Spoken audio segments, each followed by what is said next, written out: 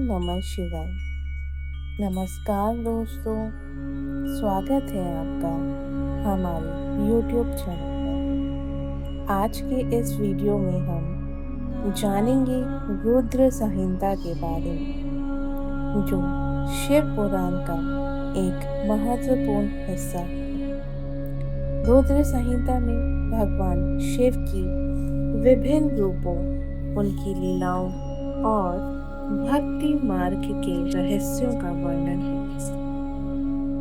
तो आइए इस महान ग्रंथ की अद्भुत यात्रा को शुरू करें और भगवान शिव की महिमा को समझें। चलिए अब हम रुद्र संहिता की इस दिव्य यात्रा को शुरू करते हैं। सूत जी ब्राह्मणों से बोले, एक बार नारद जी हिमालय की एक गुफा में बैठकर मौन धारण कर तप कर रहे थे। उनके तप से इंद्र के मन में भय उत्पन्न हो गया कि कहीं नारद मेरे राज्य पर अपना अधिकार न कर ले। इंद्र ने कामदेव को बुलाकर समझाया कि तुम मेरे मित्र हो, तुम्हारे सहारे ही मेरा शासन चल रहा है। तुम बड़े बड़े ऋषि मुनियों का गर्व चूर चूर कर देते हो। हिमालय की गुफा में नारद शिवजी की उपासना कर रहे हैं। कहीं ऐसा ना हो कि वह शिवजी से मेरा राज्य मांग दे। अतः तुम वहां जाकर सुंदर बाग निर्माण कर प्रवीण अप्सराओं के कामवर्धक नृत्य द्वारा उनकी तपस्या भंग करो। कामदेव ने हिमालय की घाटी में पहुंचकर अप्सराओं से कामवर्धक नृत्य करवाया, परंतु वे नारद जी की तपस्या को भंग करने में असमर्थ रहे, क्योंकि कामदेव को भस्म करने वाला शिवजी का यही स्थान था। रति के विलाप करने पर शिवजी ने उसे वरदान दिया था कि कामदेव कुछ समय बाद फिर जीवित हो जाएगा, परंतु इस स्थान पर तथा जहाँ तक यह भस्म होता दिखाई दे रहा है, वहाँ तक इसकी माया एवं काम बाणों का प्रभाव नहीं होगा। इसी कारण इस स्थान से लज्जित होकर कामदेव को इंद्र के पास लौटना पड़ा। यह सब शिवजी की माया का फल था। बहुत समय पश्चात नारद जी तपस्या से जागे, तब उन्हें अपने द्वारा कामदेव पर विजय का ध्यान आया। इससे उनके मन में अभिमान जागृत हो गया।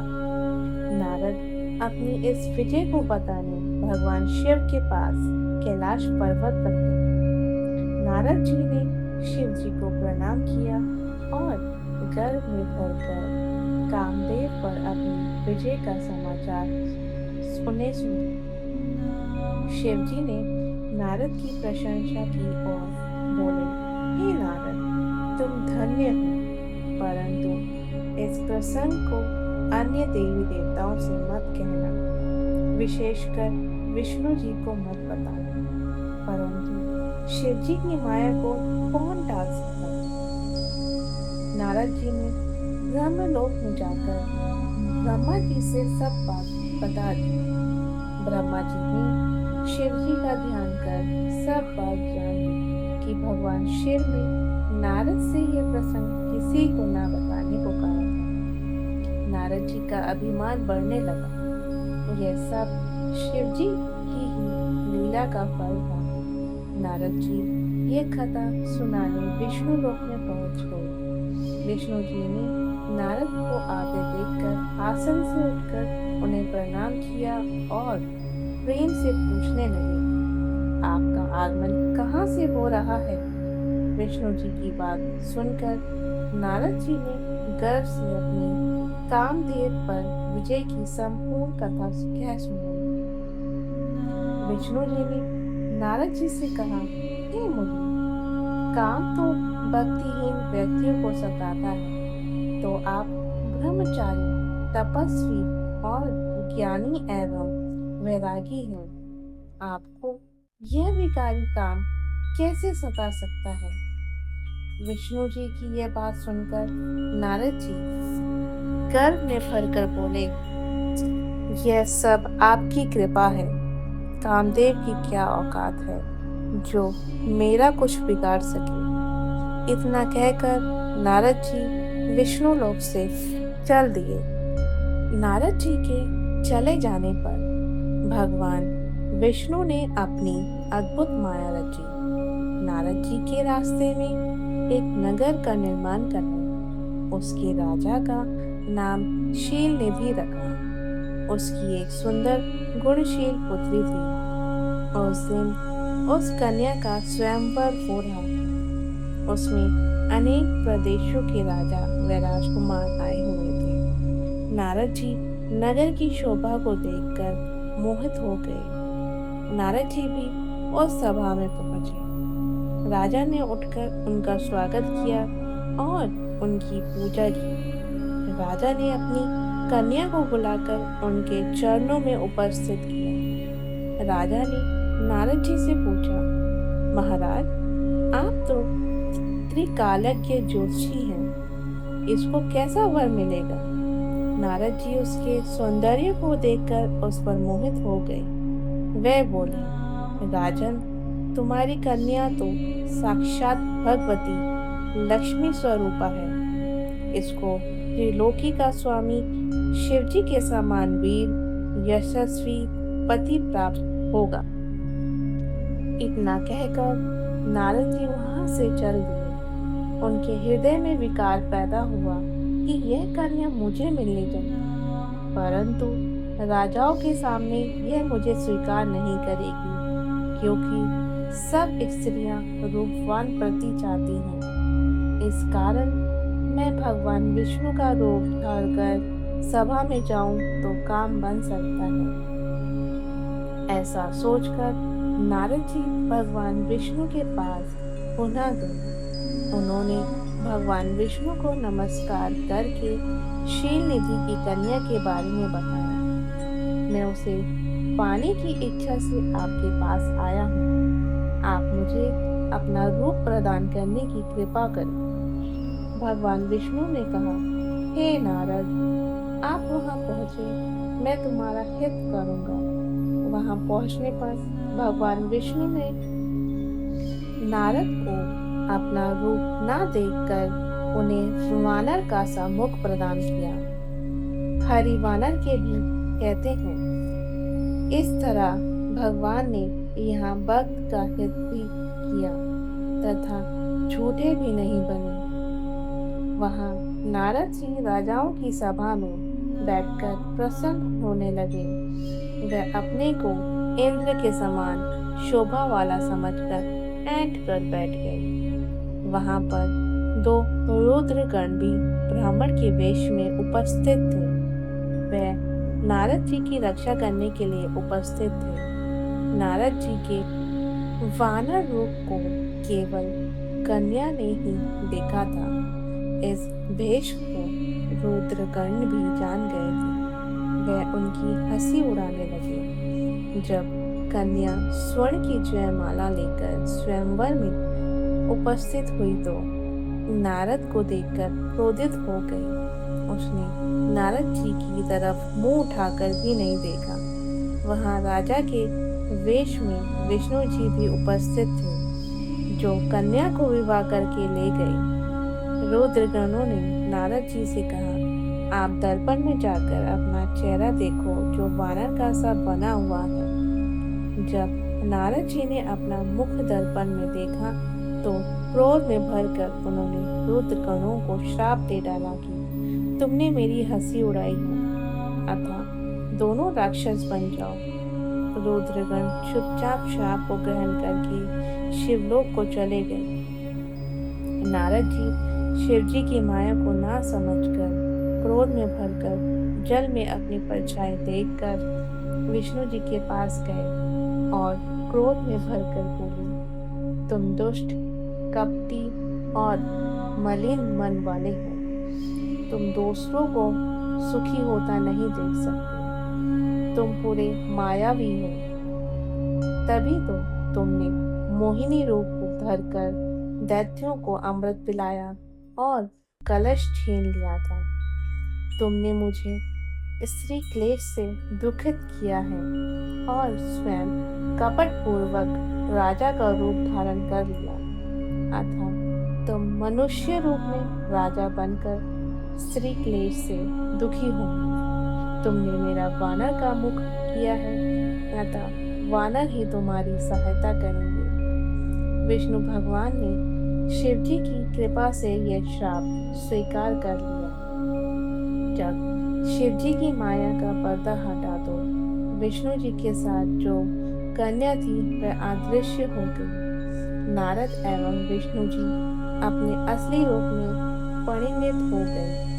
अब नारद जी को ज्ञान हुआ तो वह पश्चाताप करने लगे और भगवान विष्णु के चरणों में गिरकर क्षमा मांगने लगे। भगवान विष्णु ने नारद जी को उठाकर प्रेम पूर्वक हृदय से लगा लिया और बोले, हे नारद, तुम चिंता ना करो, तुम्हें अभिमान ने घेर लिया था। तुमने शिव जी की आज्ञा का पालन नहीं किया था, यह उसी का फल है। यह सब शिव जी की इच्छा का फल है।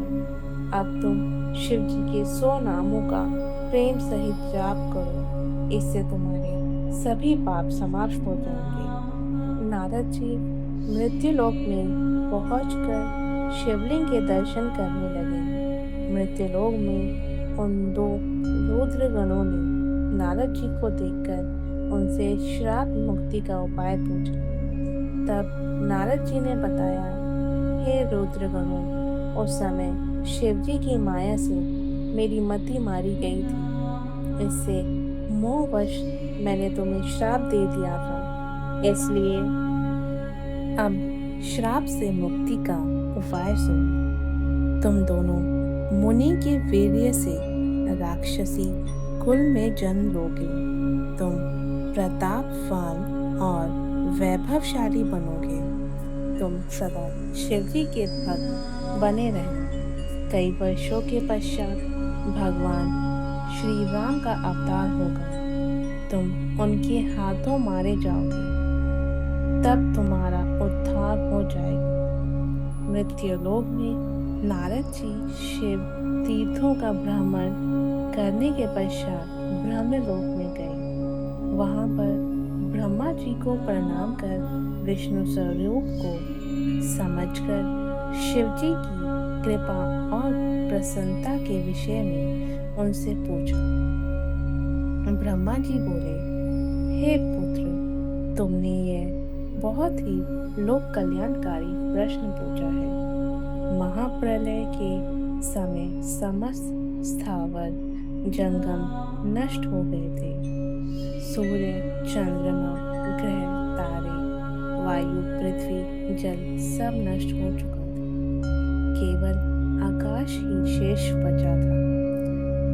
सत असत कुछ भी नहीं बचा था। उस समय केवल आनंद स्वरूप परमानंद सदाशिव ही व्याप्त थे। इसी को पंडित लोग आवर्जन तथा प्राचीन ईश्वर की मूर्ति कहते हैं। उसने अपने शरीर से कभी नष्ट न होने वाली शक्ति प्रकट की। वही शक्ति जननी कहलाई। शिव जी ने उस पराशक्ति के साथ शिवलोक क्षेत्र की रचना की, जो काशी के नाम से जाना जाता है। यह क्षेत्र सर्वोपरि और मोक्ष प्रदान करने वाला है। प्रलय काल में भी यह क्षेत्र शिव पार्वती से रहित नहीं था। इसी कारण इस क्षेत्र को अविनी मुक्ति कहते हैं। शिव ने धनुष धारण कर यहाँ एक आनंद कानन बनाया था।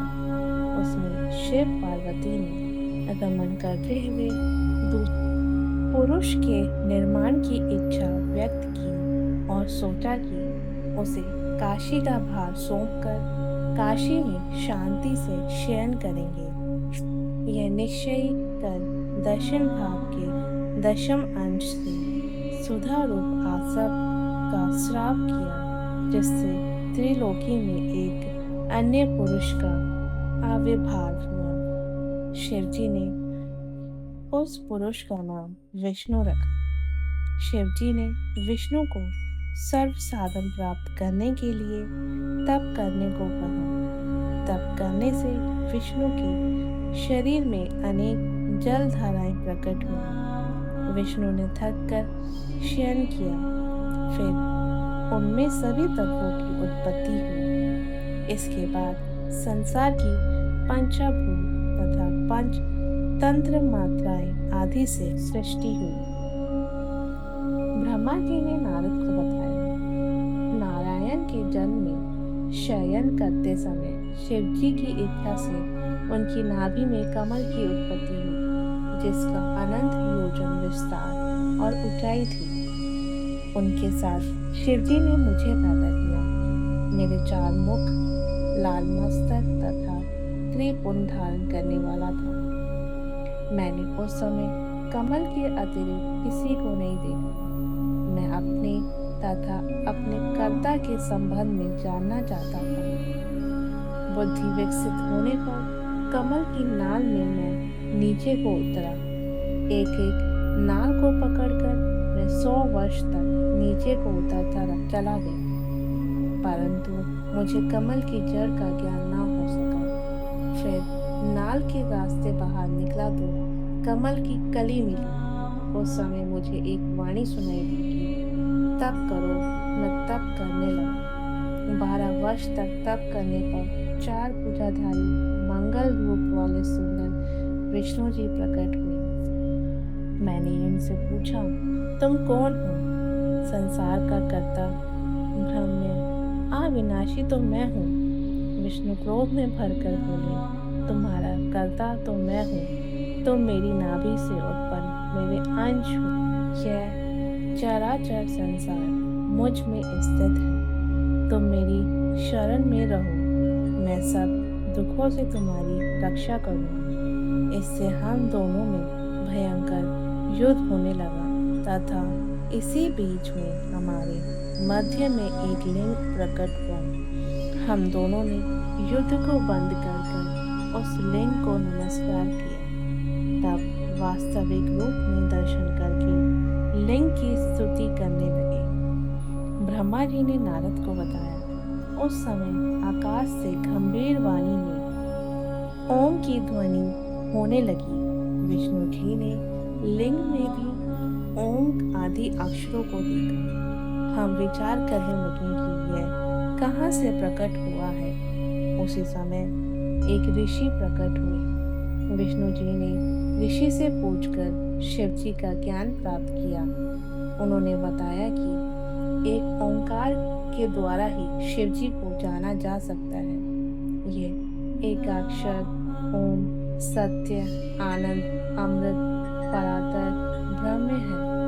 उस एक अक्षर बीज से मेरा जन्म हुआ। उस ओम का आकार विष्णु है, साकार शिव है, उमा का मोह न करने वाला मकार नित्य स्वरूप है।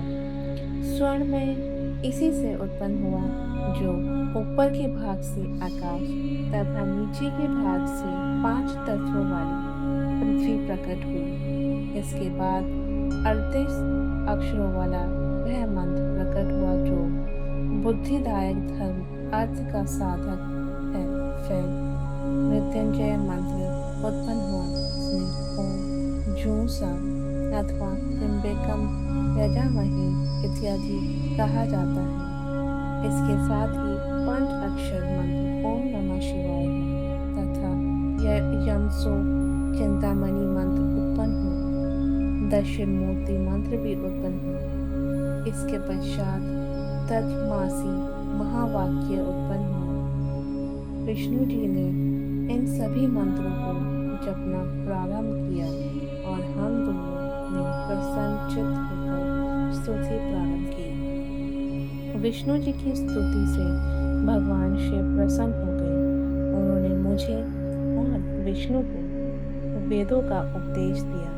विष्णु जी ने शिव जी से पूछा, हे प्रभु, आप किस प्रकार प्रसन्न होते हैं? शिव जी ने बताया, मैं तुमसे अति प्रसन्न हूँ। तुम किसी बात की चिंता न करो। मेरा लिंग सदैव पूज्य है। इसी पूजा से तुम्हारा भी दुख दूर हुआ है। सभी प्राणी मुझे लिंग रूप में पूजकर अपने समस्त दूर कर सकते हैं। मैं तरह तरह के फलों और मनोरथों को देने वाला हूँ। तुम मेरी पार्थिव मूर्ति बनाकर पूजा करो। तुम्हारे अंग से मेरा जो अंग पैदा होगा वह रुद्र कहलाए। हे ब्रह्मा, तुम सृष्टि के कर्ता बनो। विष्णु सृष्टि के पालक बने। उमा रूपी प्रकृति की शक्ति सरस्वती ब्रह्मा की पत्नी बने तथा यही उमा रूपी प्रकृति लक्ष्मी रूप से विष्णु की पत्नी बने। यही पराशक्ति कभी काली के नाम से मेरे अंश से प्रकट होगी और कार्य सिद्धि के लिए ज्योति से प्रकट होगी। आप दोनों की पत्नियां परम मंगलमय कहलाएंगी।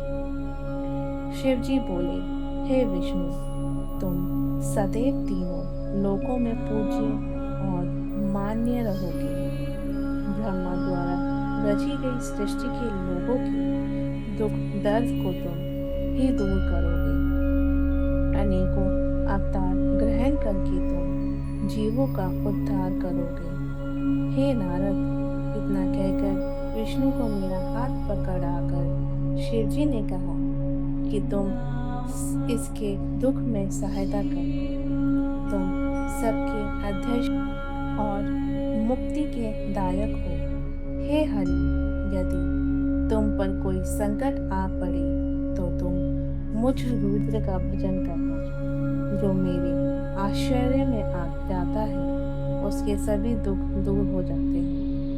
अब तुम तीनों देवों की आयु सुनो। 30 दिन का 1 मास, 12 मास का 1 वर्ष, 100 वर्ष का ब्रह्मा का 1 दिन।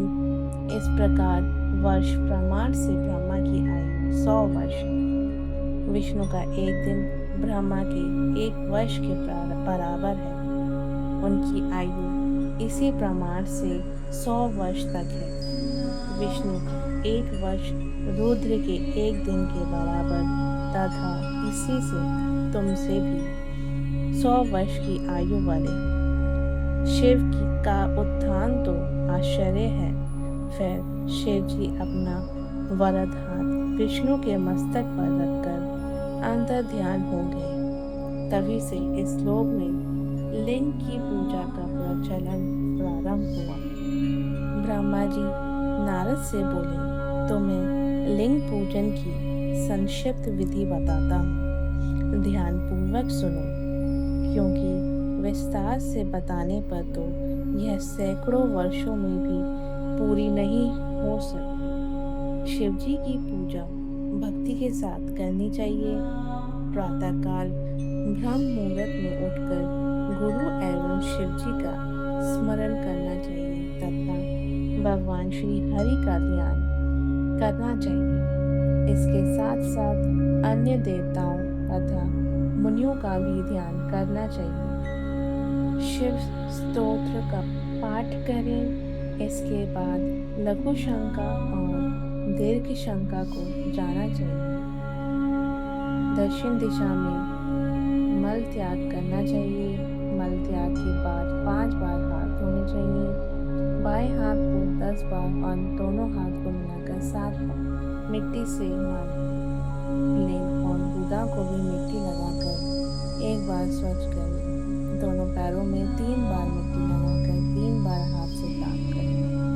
वर्ण के अनुसार दातुन करें। छठ, अमावस, नवमी के व्रत के दिन, रविवार को तथा संध्या और श्राद्ध के समय दातुन ना करें। तीर्थ में विधि अनुसार स्नान करें।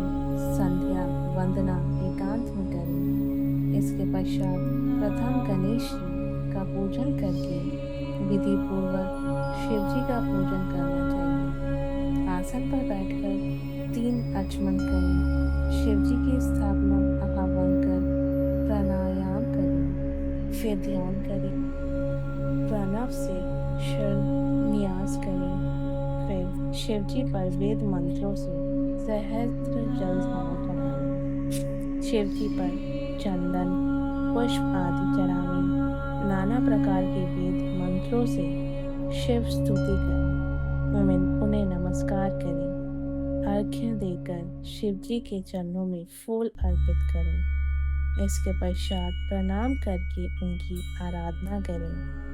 प्रार्थना के समय हाथ में फूल लेकर अंजलि बांधकर खड़े हो जाएं और इस प्रकार बोलें, हे शंकर भगवान, मैंने अपनी बुद्धि के अनुसार आपकी जो पूजा की है वह सफल हो, आप प्रसन्न हो।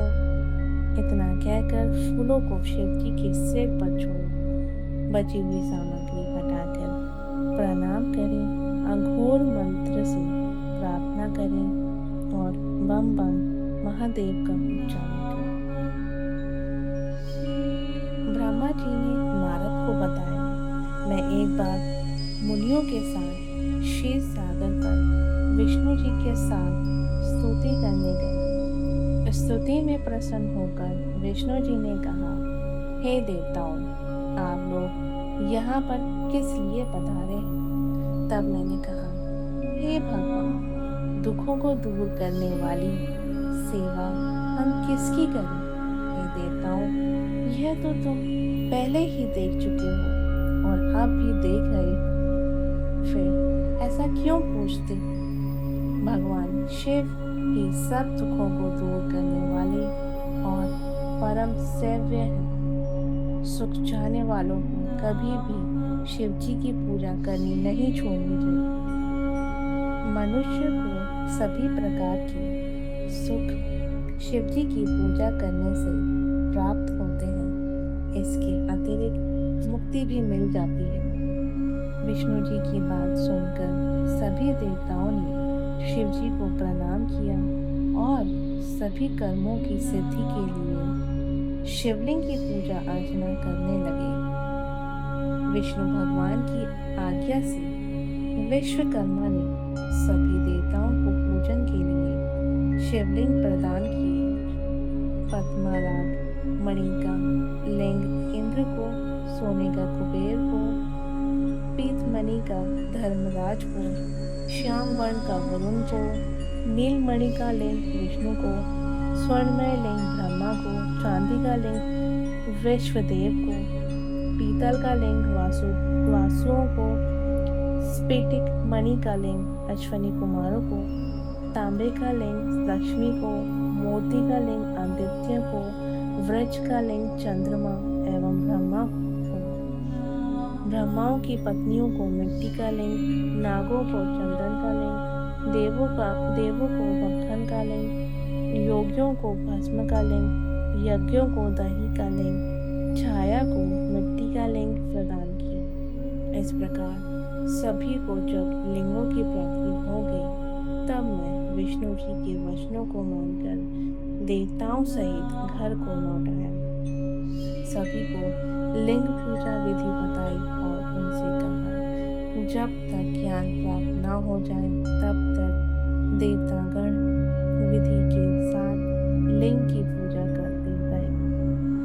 ब्रह्मा जी बोले, अब मैं शिव जी की सर्वकाम तथा सुखदायक उत्तम पूजा की विधि का वर्णन करता हूँ। ध्यान पूर्वक सुनो। ब्रह्म मुहूर्त में उठकर पार्वती सहित शिव जी का स्मरण करें। भक्ति पूर्वक हाथ जोड़कर उन्हें नमस्कार कर सिर झुकाएं। प्रार्थना इस प्रकार करें, हे देवेश, हे हृदयेश्वर, अब आप उठिए और ब्रह्मांड का मंगल कीजिए। अधर्म से मेरी निवृत्ति कीजिए और धर्म में प्रतिदिन मेरी प्रवृत्ति कीजिए। शिव शंकर, मैं जो आपका सेवक हूँ, इस प्रकार भक्ति के वाक्य कहकर गुरु को प्रणाम करके शौच आदि से निवृत्त हो दातुन कर तोला भाव पूरा करें। फिर स्नान करें। रविवार श्राद्ध, संक्रांति तथा ग्रहण के दिन महादान तथा तीर्थ व्रत के दिन गर्म जल से स्नान न करें। अपवित्रता होने पर गर्म जल से स्नान करें। ऋषि और पितरों की खुशी के लिए तर्पण करें। खुले हुए एवं स्वस्थ वस्त्र धारण करें। मृग चर्म पर बैठकर त्रिपुंड धारण कर भस्म लगाएं। भस्म के अभाव में जल का ही त्रिपुंड धारण करें। इसके पश्चात शिव जी की आराधना करें। मंत्र के साथ 3 बार आचमन करें। इसके पश्चात गंगा विष्णु कहकर 1 बार आचमन करें। गुरु की आज्ञा अनुसार विधि पूर्वक गंध पुष्प आदि से विनायक आदि की पूजा कर शिव जी की पूजा करें। चंदन कुमकुम आदि से विधि पूर्वक पार्वती की पूजा करें। प्रक्रिया करें। दंडवत प्रणाम करें। भक्ति सहित पुष्पांजलि अर्पित करें। फिर हे भूतनाथ मुझ पर प्रसन्न होइए बोलकर प्रार्थना विसर्जन करें। ब्रह्मा जी ने बताया, कमल पत्र, बेलपत्र, शतपत्र, शाम पुष्प से पूजन करने पर लक्ष्मी की प्राप्ति होती है। 20 कमल का एक प्रस्थ, 1 सहस्त्र बेलपत्रों का आधा प्रस्त्र होता है। 16 फल का 1 प्रस्त्र तथा 10 रंग का 1 फल होता है।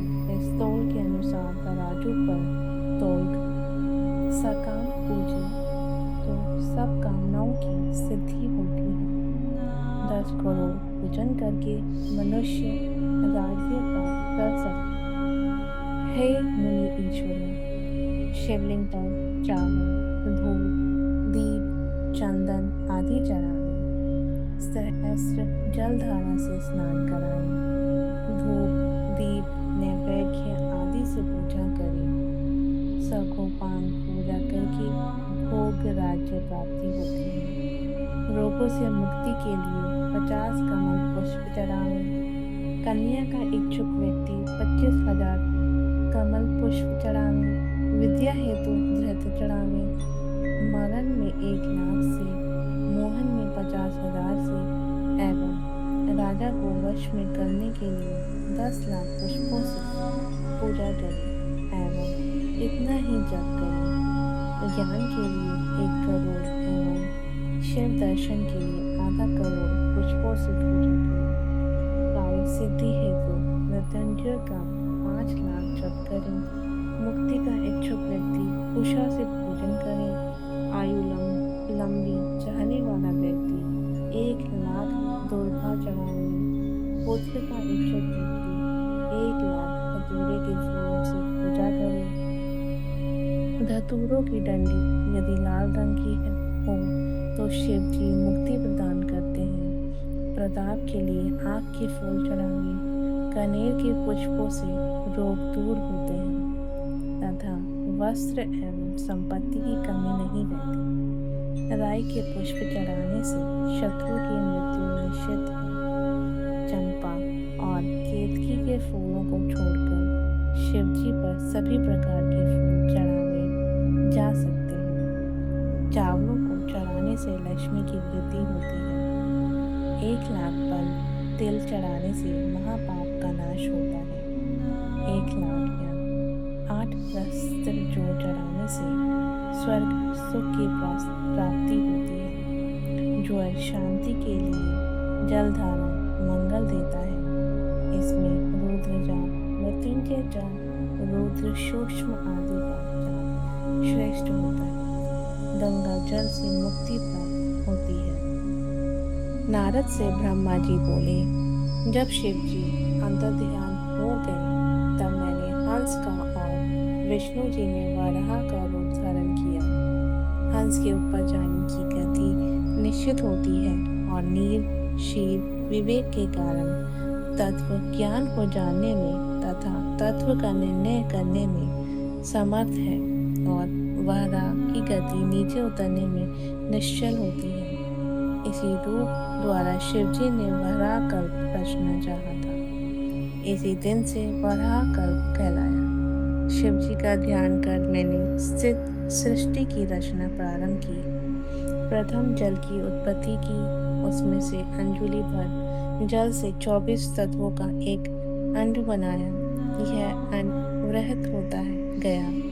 उसके विराट हो जाने पर मैंने भगवान विष्णु का ध्यान किया। उन्होंने अंड में प्रवेश कर उसे चेतन किया। उसके सहस्त्र पैर, सहस्त्र हाथ, सहस्त्र नेत्र, सहस्त्र शिर आदि प्रकट हो गए। इस विराट पुरुष से सारी पृथ्वी छोटा थी। फिर विष्णु कैलाश से ऊपर वैकुंठ गए। मैंने सृष्टि रचना प्रारंभ कर दी।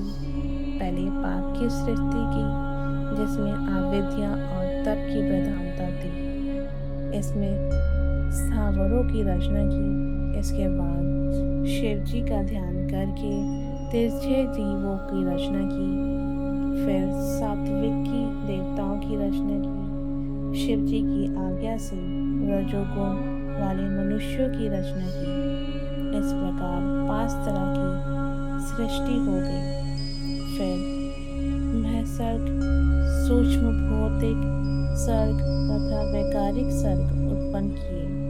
वैकारिक सर्ग से प्राकृतिक 8 प्रकार की सृष्टि हुई। जब इसमें प्रकृति हुई तो नवा कुमार सर्ग उत्पन्न किया।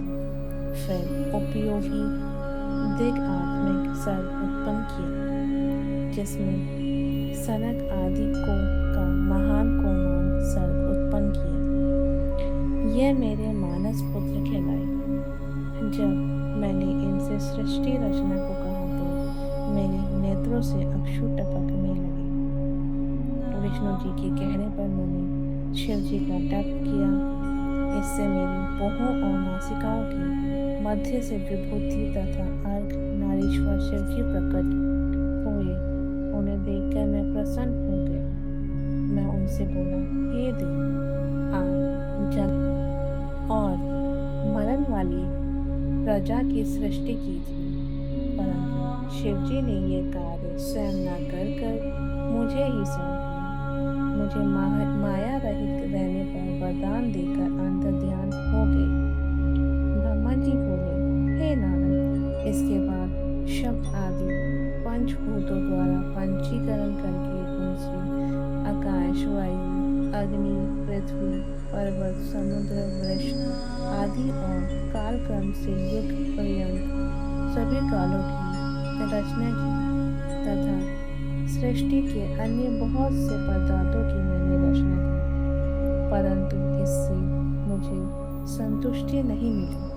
मैंने पार्वती सहित शिव जी का ध्यान कर उन सृष्टि के पदार्थों की रचना की। अपने नेत्रों से मरीचि ऋषि को, हृदय से भृगु ऋषि को, सिर से अंगिरा ऋषि को, कान से पुला ऋषि को, उदान से पुलस्त्य ऋषि को, समान से वशिष्ठ ऋषि को, अपान से ऋतु ऋषि को, वर्णों से अत्रि ऋषि को, प्राण से दक्ष ऋषि को, बोधि से नारद को, माया से कर्दम ऋषि को उत्पन्न किया। इसके बाद में 2 भागों में बट गया। एक भाग से पुरुष और दूसरे भाग से नारी बना, जिसमें शत्रुघ्न नाम वाली योगिनी नारी और स्वयं शंभु पुरुष बने। शत्रुघ्न नारी को मनु ने ग्रहण कर मिथुनी सृष्टि विवाह द्वारा उत्पन्न की। उससे मनु की प्रिय व्रत और उत्तानपाद को 2 पुत्र और आकृति, देवहूति और तथा प्रसूति नाम की 3 कन्याएं उत्पन्न हुई। आकृति को रुचि नामक मुनि को दिया तथा देवहूति को कर्दम प्रजापति को दिया। प्रसूति का विवाह दक्ष के साथ हुआ। इनकी संतानों से चराचर जगत भर गया। रुचि और आकृति से यज्ञ हो। यज्ञ के 12 पुत्र हुए। देवहूति के कर्दम हुए। अनेकों संतान हुए। दक्ष प्रजापति के 24 कन्याओं ने जन्म लिया। ये कन्याएं भृगु, भव, मरीचि, अंगिरा आदि ऋषियों को ब्याह दी गई। इनसे असंख्य संतानें उत्पन्न हुई। शिवजी ने त्रिशूल के अर्घभाग से सती की रक्षा की, जिन्हें सर्वव्यापी विष्णु ने अपने प्रभाव से बनाया था। फिर वही लोग कल्याण भी दक्ष के यहाँ प्रकट हुए। सती की परा, अपरा और शिवा ये 3 रूप हैं। सती रूप में शंकर जी के साथ उनका विवाह हुआ। पिता के यज्ञ में सती ने अपना शरीर त्याग कर दूसरे जन्म में वह पार्वती के रूप में पैदा होकर शंकर जी को पुनः प्राप्त हुई। उनके अन्य मुक्तिदायक नाम हैं कालिका, चंडिका, भद्रिया, चामुंडा, जया, विजया, जयंती, भद्रकाली, दुर्गा, भगवती, कामाख्या, कामदा, वरदानी, सर्वमंगला आदि। इस प्रकार हे मुनि, मैंने तुम्हें सृष्टि की रचना का वर्णन किया जो शिव जी की आज्ञा से मैंने रची है। ब्रह्मा जी ने नारद से कहा कि जिस प्रकार शिव जी कैलाश पे गए तथा कुबेर से जिस प्रकार मित्रता हुई वह प्रसंग सुन। कापल्य नगर में यज्ञदत्त नाम का एक ब्राह्मण रहता था। वह विद्या में बहुत पारंगत था। उसका एक पुत्र था जिसका नाम गुणनिधि था। 8 वर्ष की आयु में उसका यज्ञोपवीत संस्कार कर दिया गया। वह अनेक विद्याओं का ज्ञाता भी बन गया, परंतु उसने कुछ दुर्गुण भी आदते, जैसे जुआ खेलना, गाने बजाने वाली महफिलों में जाना आदि। माता के कहने पर भी वह अपने पिता के पास नहीं जाता।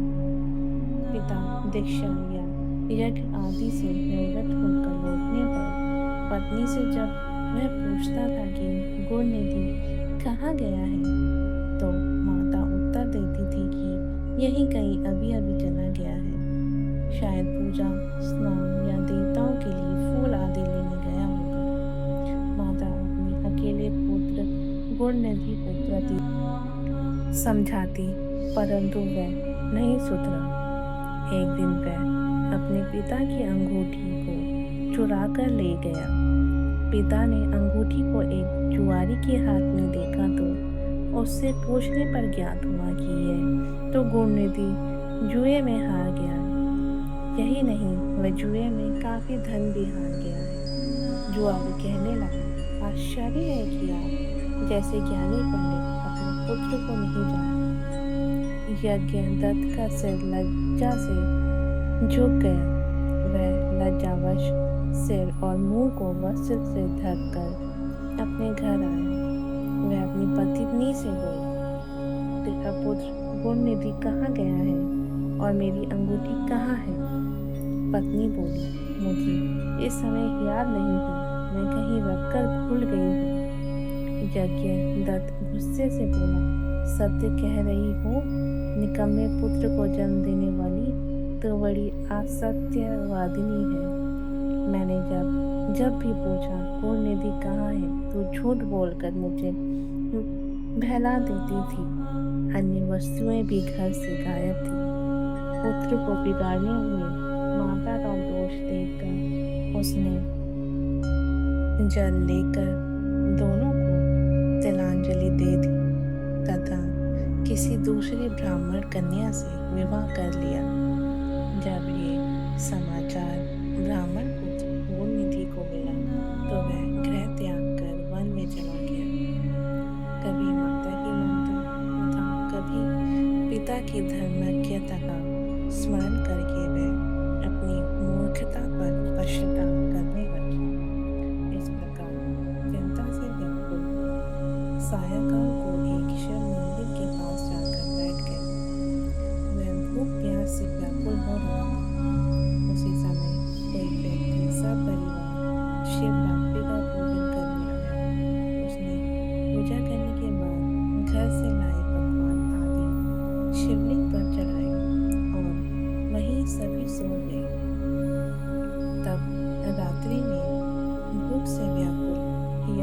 दत्त के पुत्र गुरुनिधि ने छिपकर मंदिर में प्रवेश किया और शिवलिंग पर चढ़ाया गया प्रसाद लेकर चंपत हो गया, परंतु उसी समय उसके पैरों की आवाज से सभी लोग जाग गए।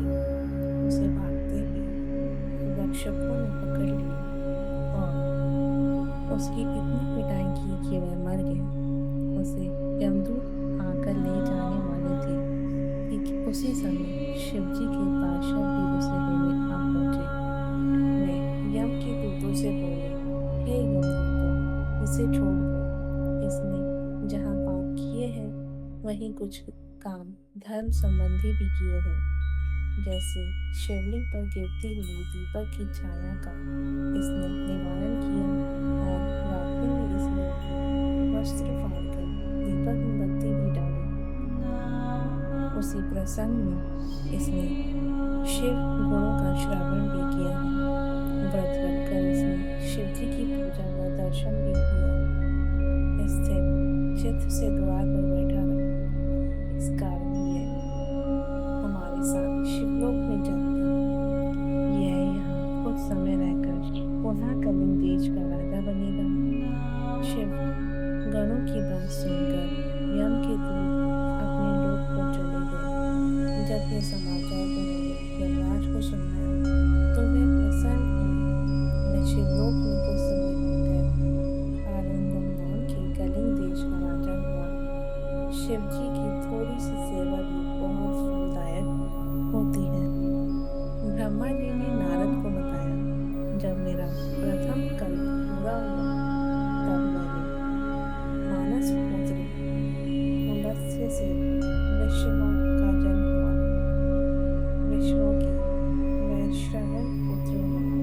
उसने अलकापुरी का शासन किया। उसने अग्नि तप करके शिव जी की आराधना की। उस समय धावाहन कल्प शुरू हो चुका था। वैश्रवण के तप से प्रसन्न होकर शंकर जी ने उसे वर मांगने के लिए कहा। शिव जी के तेज से वैश्रवण के नेत्र बंद हो गए थे। उसने वरदान मांगा कि मेरे नेत्रों में आपके चरण कमल के दर्शन हों। हे मुनि, यह वही यज्ञदत्त का पुत्र गुरुनिधि था जो शिव जी की सेवा करके अलकापुरी का राजा बना था।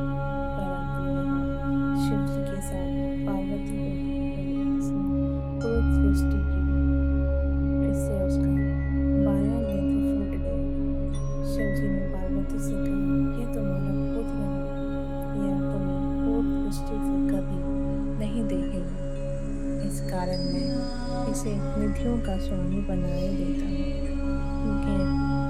ग्रहों का अधिपति होगा।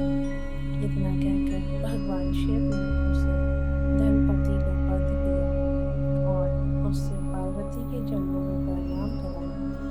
पार्वती ने प्रसन्न होकर उसे वरदान दिया कि हे पुत्र, तुम्हारी शिवजी में निर्मल भक्ति बनी रही।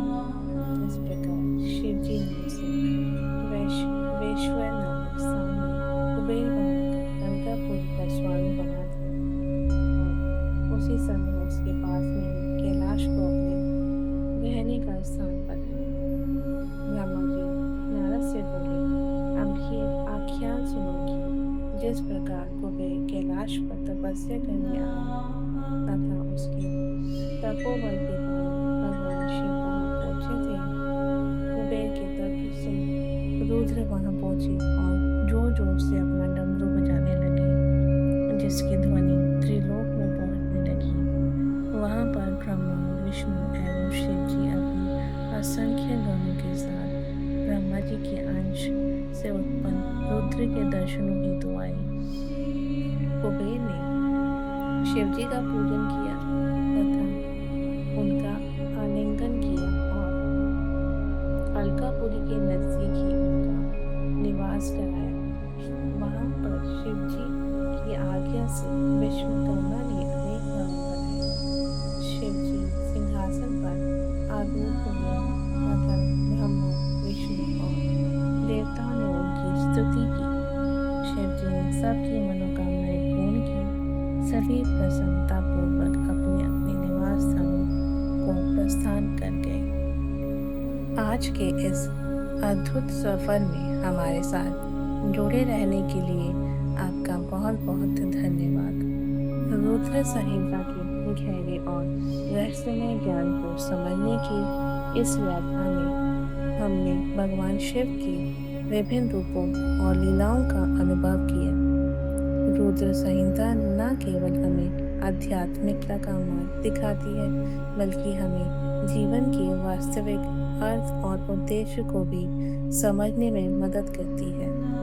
इस ग्रंथ के हर शब्द हमें प्रेरणा देते हैं और हमें एक बेहतर इंसान बनने की दिशा में मार्गदर्शन करता है। अगर आपको ये वीडियो पसंद आया हो और आप हमारे साथ इस आध्यात्मिक यात्रा में जुड़े रहना चाहते हो तो हमारे चैनल को सब्सक्राइब करें, वीडियो को लाइक करें और अपने दोस्तों और परिवारों के साथ शेयर करें ताकि वे भी दिव्य ज्ञान का लाभ उठा सकें। अगली वीडियो में फिर मिलेंगे, तब तक के लिए हर हर महादेव। शिव जी की कृपा आप सभी पर बनी रहे। ओम नमः शिवाय।